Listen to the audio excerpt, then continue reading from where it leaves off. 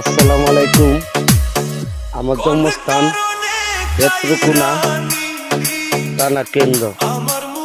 আমাদের 13 নম্বর ওয়ার্ড পাইকুড়া গ্রাম নডা। এই নডার গ্রামের ভিতরে একটা সাধারণ একটা পুষ্টিনি মারেন কই মাছ চাষ করছে। এই কই মাছ চাষ করে এটা 15 লক্ষ টাকা খরচ করে 25 লাখ টাকা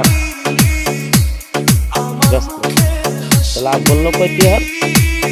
10 লাখ টাকা যদি এই পুষ্টিনি ভাবে যদি লাভ করে